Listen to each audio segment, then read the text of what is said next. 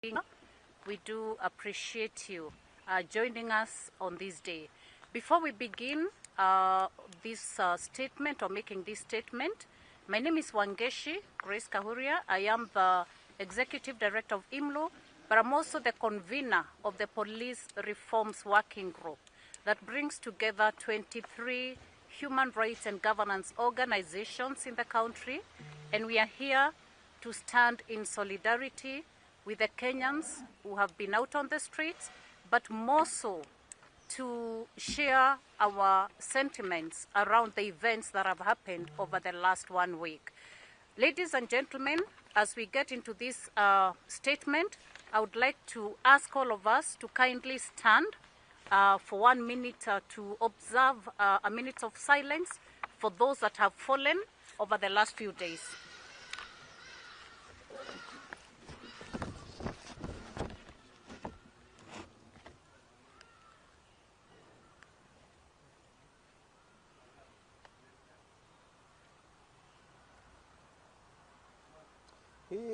Yahweh,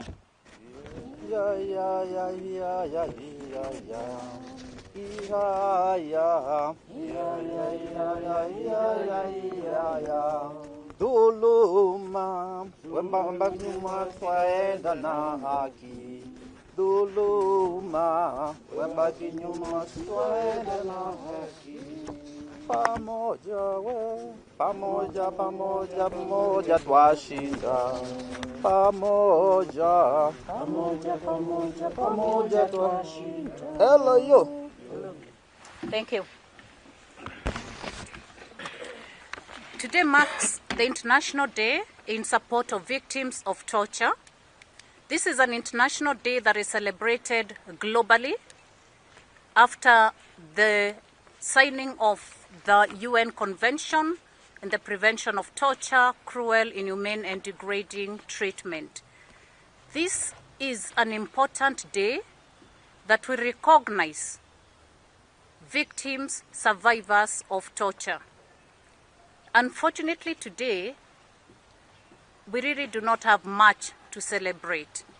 However, we are in solidarity and commend the Kenyan public who came out in large numbers to defend our rights, and specifically through the call to reject the Punitive Finance Bill 2024. I would like to remind all of us that this is a constitutional right that is enshrined in our Constitution, Article 37, that provides for the right to association, the right to assembly, the right to picket, and the right to petition. This organic and independent movement has shown us the way that Kenyans can voice themselves. And so there's absolutely nothing wrong with Kenyans getting onto the streets to voice themselves. This is a constitutional provision as per the Kenya Constitution 2010. I would like to hand over to my colleague to continue with the statement.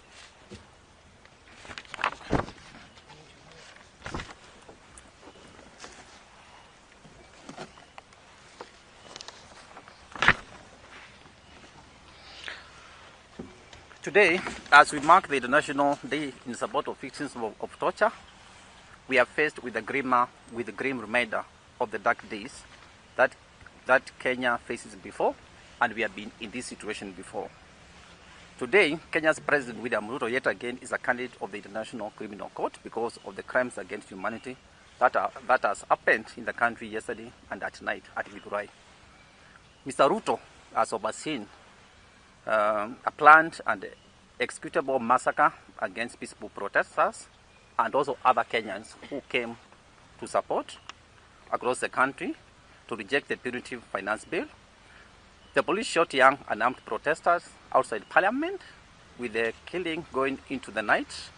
Reports show that police shot dozens of people in Githurai, in Nairobi, 1/40 times between 10 p.m. and 1 a.m., way after the protest had ended. political responsibility lies squarely with Mr. Ruto, even though he was not presently on the streets. He cannot escape criminal accountability. Moreover, Adamson Bungei, who we take note has been transferred, the immediate former Nairobi police commander, is also equally liable. We know he has been transferred to also escape this kind of criminal liability. We believe that the massacre that happened in Githurai was fueled by an incited and ignorant address, which he gave yesterday at State House. Ruto spoke at 9 p.m. and threatened Kenyans, and the massacre started at 10 p.m. A more ground reason why is an ICC candidate. Between 7 a.m. and 7 p.m. yesterday, or between 7 a.m. and 6 p.m. yesterday, the police reform working group recorded 23 deaths caused by the police fire, arrested over 53 others, and abducted over 17 more. In Githurai alone, police shot and killed at least 30 innocent people at night. At least 100 more are nursing gunshot wounds as we speak.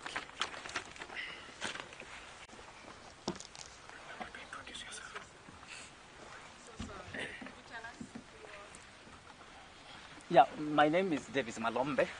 I'm the Executive Director at the Kenya Human Rights Commission here. Thank you. I'm Lorna Diaz, the Executive Coordinator of GALC Plus and Human Rights Defender. So, back to the statement. It's not protesters who are treasonous. It's Ruto's acts that are treasonous. These killings were further exacerbated by the deployment of the Kenya Defence Forces, KDF. The deployment, per the Special Gazette notice the Defence Cabinet Secretary Aden Duale issued, is illegal. Article 241 2C of Kenya's Constitution says that National Assembly must first approve such deployment, and this has not happened. There is nothing that justifies the use of live bullets on protesters. But this regime positions snipers to shoot and kill unarmed protesters. The destruction of property that happened on the streets was a security failure, and this regime should take the blame.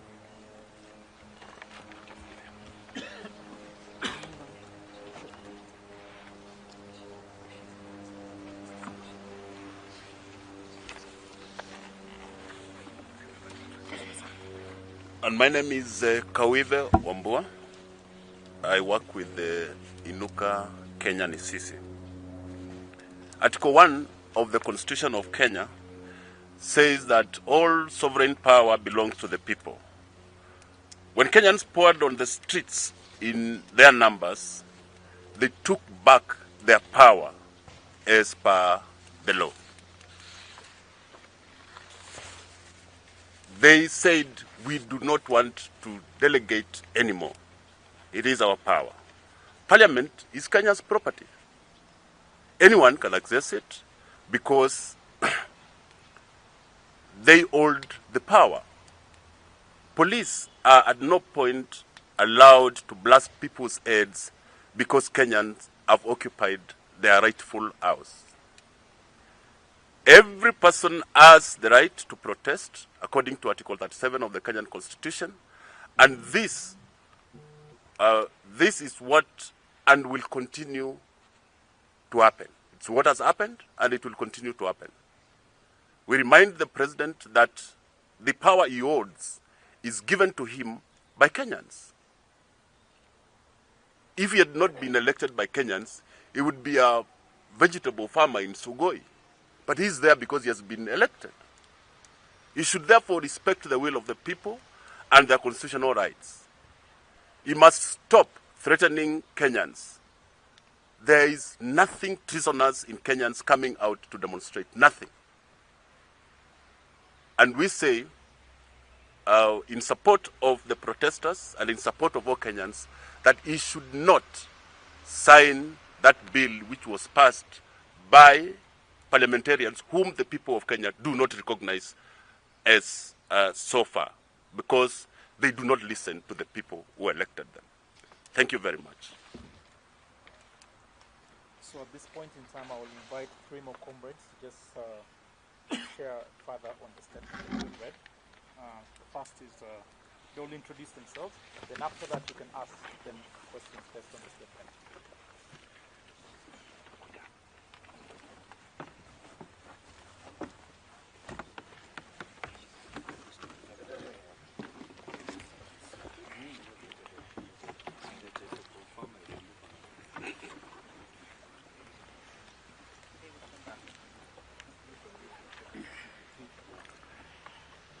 So, members of the press, my name is Joshua Changwony, the Executive Director of CRECO Kenya.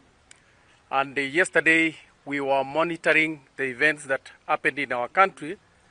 And a record 67 towns in our country were having a demonstration. So this is a Kenyan affair, it's not a Nairobi affair.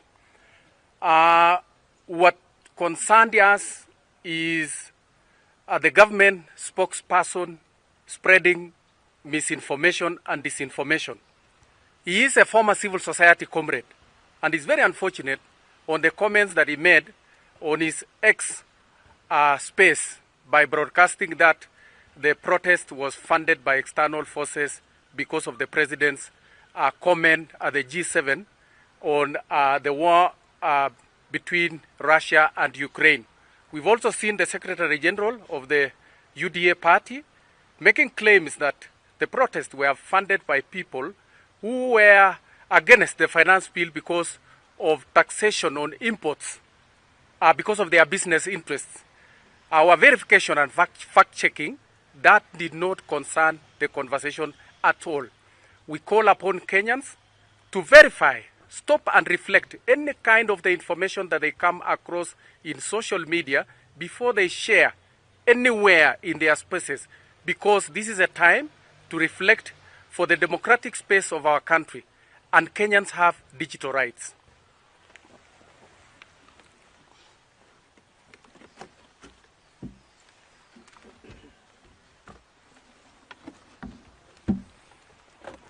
Swahili is okay. Kwa majina naitwa Happy Olal, convener wa Social Justice Centers Working Group. Yangu ningependa kukondem yale matukio yalitokea usiku pale Githurai. Watu wanaelewa kwamba jana kulikuwa na ukosefu wa magari na ilibidi wale waandamaji na watu ambao hawaishi na karibu waweze kutembea hadi maeneo wanapoishi. Na ilikuwa ni uchungu sana ya kwamba kutoka usiku baada ya rais kutoa ile maoni yake, polisi waliweza kuattack na kuumiza watu, kuangamiza watu manyumbani mwao, na wale walikuwa njiani wakielekea nyumbani. Watu zaidi ya 100 wako mahospitalini kadhaa Nairobi wakitibiwa kwa sababu ya risasi. Na so far by hii asubuhi wa leo tulikuwa tumehesabu watu zaidi ya 30 ambao wameaga dunia kwa sababu ya kupigwa risasi na polisi. Kwa hivyo sisi tunasema ya kwamba hayo mauaji hayataenda bure. Hayo mauaji lazima kuwe na kitu inaitwa political responsibility na kitu inaitwa criminal responsibility. Kwa sababu itakuwaje ya kwamba protest zilisha, maandamano yaliisha town, watu wakaanza kuenda nyumbani. Na sisi wenyewe tuliambia watu waende nyumbani ya kwamba waende watulie kwa sababu walikuwa wamemaliza maandamano.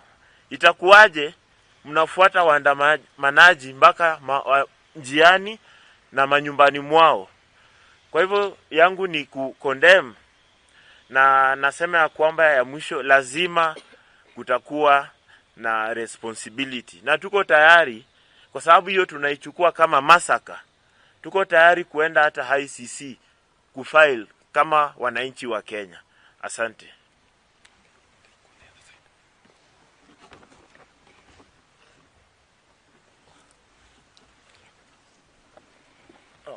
Good afternoon, members of the press.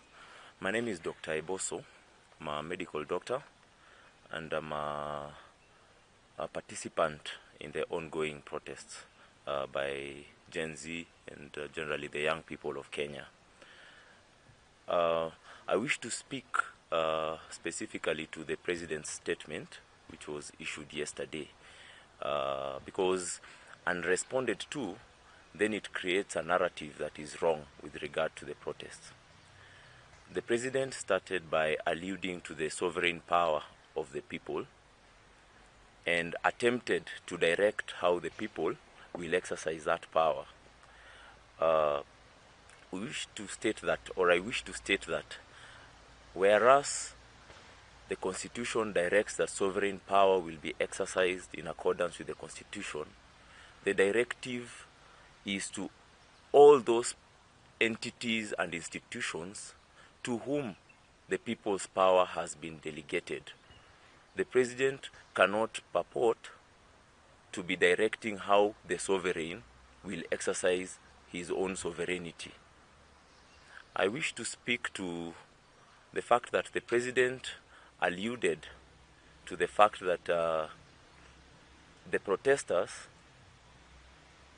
are treasonous criminals that are being funded by certain criminals. Now, I have participated in all the protests since we started.